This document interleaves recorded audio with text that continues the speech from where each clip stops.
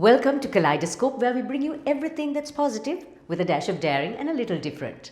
Last week was World Wildlife Day and this week is International Women's Day. But as we are celebrating Women's Day this entire month, today we take a peek into the world's weird and wonderful wildlife. These are photographs by award-winning underwater photographers.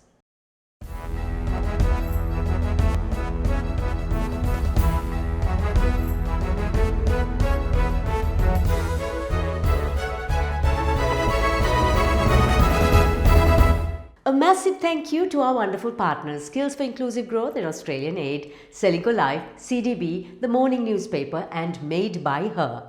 If you like Kaleidoscope, subscribe and follow us on YouTube, Facebook, Instagram and LinkedIn. You can now start a CDB iDeposit digital fixed deposit and experience a range of special benefits from CDB.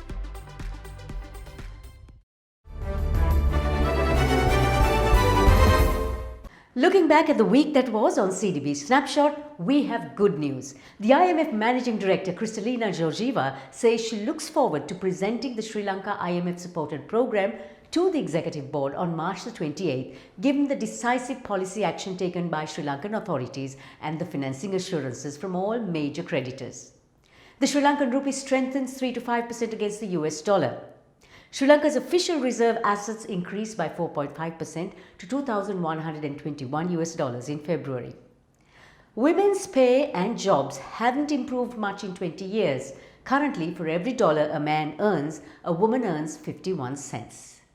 Tens of thousands of women gather in the streets of Kerala to perform the annual Attukkal Pongal festival. The world-famous Toblerone drops its iconic Matterhorn mountain peak from its packaging.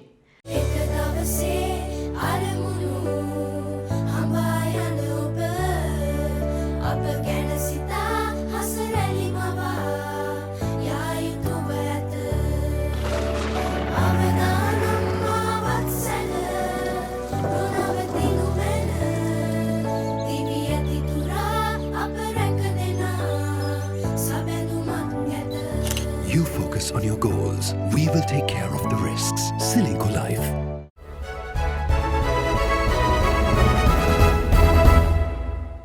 Welcome to Sri Lanka Life News Capsule. The International Finance Corporation worked on a cross-currency swap facility of $400 million to support the private sector with critical financing to boost the economy and ensure essential imports can be sustained. I had a quick chat with the country manager of IFC Sri Lanka and the Maldives, Alejandro Alvarez de la Campa, who has been in Sri Lanka since November, to find out more about IFC's input into Sri Lanka. What was your intention behind taking this approach and how do you think it's going to help our economy? We believe that the cross-currency swap that we have just signed with three banks in Sri Lanka will have an important impact on bringing more US dollars into the economy that will be used for financing essential basic imports. We believe that the impact is going to go beyond the financial sector to help the real sector, to help businesses and SMEs, and eventually people who need those basic needs to be part of their daily life. And now that you're here in Sri Lanka, what is IFC's plans for the country? Our priority right now is to support the government and private sector in getting out of the crisis and go into a sustainable growth path. As part of that, we are prioritizing the following areas. First, we would like to continue supporting the financial sector in products like this one that I've just mentioned, but also making sure that they have enough capital to continue providing support to the private sector. Secondly, we would like to focus on developing sustainable infrastructure for the country, including renewable energy. Third, we would like to support the government in their agenda for monetizing some of the public assets in the government, including SOEs. And then finally, we would like to continue supporting the real sector, exporting companies in sectors such as agribusiness, manufacturing and tourism, which we believe are critical for economic growth and large sources for the creation of employment. And here's how our markets have been faring. The Colombo stock market gained a 5-month high this week, with the ASPI crossing the 9,500 point level. The ASPI moved up by 5% and the average daily turnover above 2 billion rupees. This week saw WTI oil prices stabilize at $77.50 per barrel. With the Sri Lankan rupee strengthening, gold prices came down significantly in Sri Lanka, with a 24-carat gold sovereign selling at approximately 170,000 rupees. World gold prices slipped to a one-week low of $1,811 per ounce on news that US interest rates may move higher to curb US inflation. Insurance tends to be a male-dominated industry in Sri Lanka, but the tables have turned. I took a look at the numbers at Srilanka Life. There are 51% women in the sales force, including women who have won awards and are members of the $1 Million Roundtable. Popping into the studio for a quick chat was Senior Manager Brand Development Pramoda Samarasinghe. How have women fared in this space? We see a lot of women in the sales force actually doing a lot of good performances, especially like there are so many MDRT achievers in the industry, and also like when it comes to internal business performances in each companies, I think they are doing really well. So what are the reasons that women are actually entering the insurance industry? Insurance, when it comes to sales, I think there's like unlimited capacity for them to earn, and also they can go and achieve their dream goals easily, and also most importantly the flexible working structure where the ladies can actually balance their personal life and as well as work together. I think those are the key strengths of the insurance industry in terms of women employment. Pramoda, what are the challenges that women face? Yeah, I think the main challenge is that women participation in the top level decision making is still relatively less compared to other industries where we need little improvement. And also when it comes to sales force, I think the main challenges would be the technicality of this industry and as well as difficulty to convince an intangible product. And also this industry is rapidly changing. They need to keep on updating their skills, especially in terms of the digitalization areas. So there are many challenges, but I think our women is very strong in terms of embracing all these challenges and move along to their career goals. When you want that little bit of gourmet luxury, just pop into Park Street Gourmet. Everything that luxury has to offer under just one roof. Park Street Gourmet, where gastronomes shop.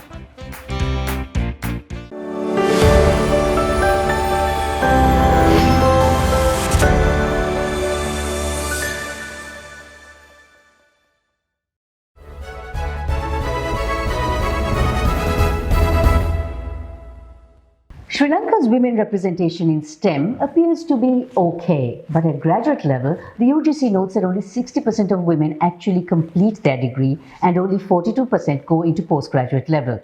But Sri Lanka is home to some remarkable women in STEM who are blazing a trail to the future. Today, we are talking with one of them.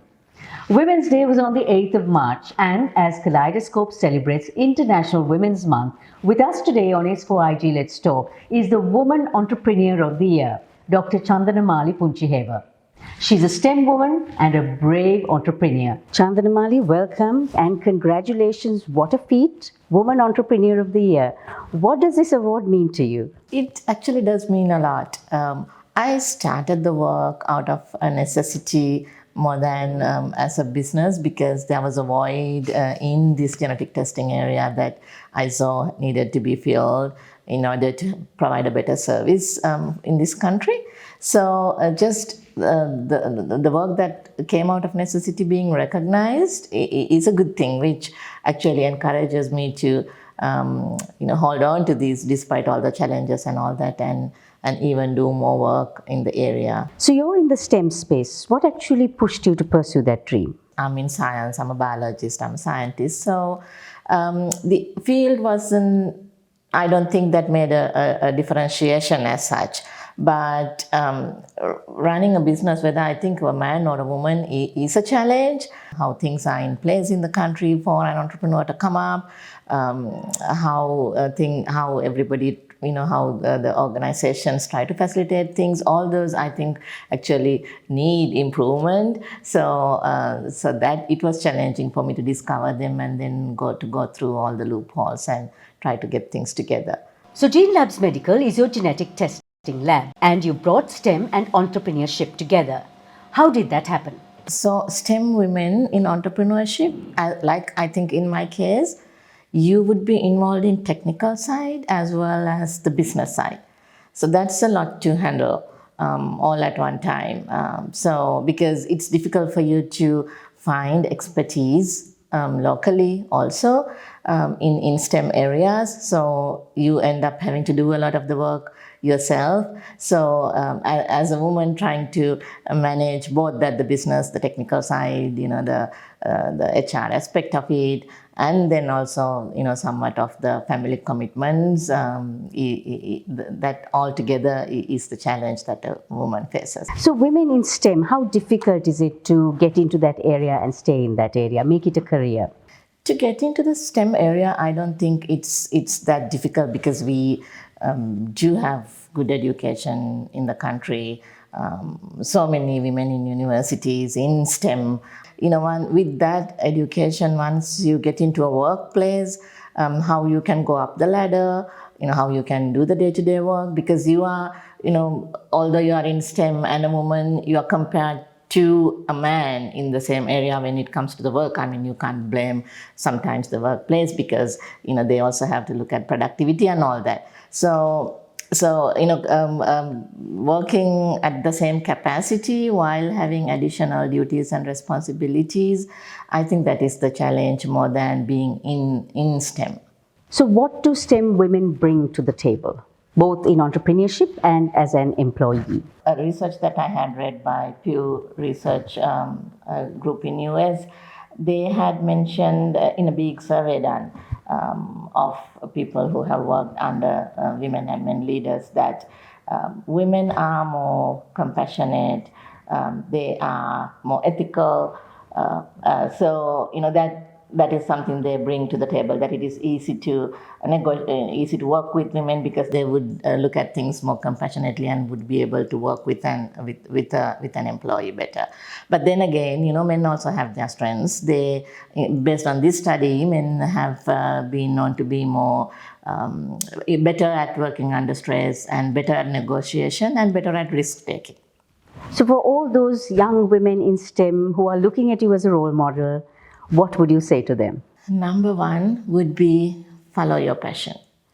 No matter what you do, I think the passion that you have for the field is what takes you places. As long as you have that and you take your steps to follow that field, there will be a lot of challenges. It is normal not to be discouraged by them. And enjoy them, because you always learn from your challenges.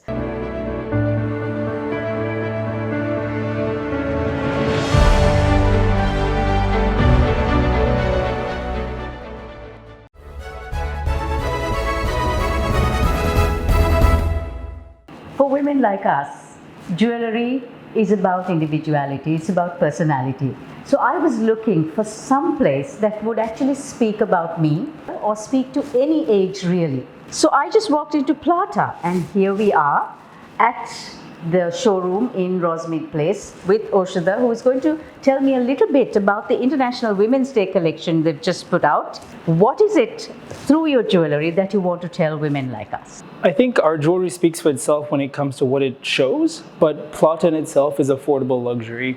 In a market and an economy where gold is being so oversaturated and so overpriced at this point in time, we offer luxury beyond what you can imagine, simply because this is silver, but not just any old silver piece of jewelry. We create this with one of a kind. Our craftsmen make it just for you, and it's just for you. That's about it. Affordable luxury at its finest. What is Plata about really? Plata started off as this idea and concept that how do we tackle a market, how do we tackle an economy where people are moving away from spending high amounts of money on jewelry, and we thought, why not give them an option to feel special, feel comfortable, feel wonderful, whether you're in your workplace, whether you're at the grocery store, whether you're going out to the nightclub, wherever it is, Plata has an answer for you. And that's the whole reason that's what Plata is. The option and the ability to be who you are, wherever you are. And we give that option in terms of our jewelry, in terms of looking and finding that distinguishing style for yourself. That's Plata. So we'll be back next week with more wonderful women leaders and fascinating news.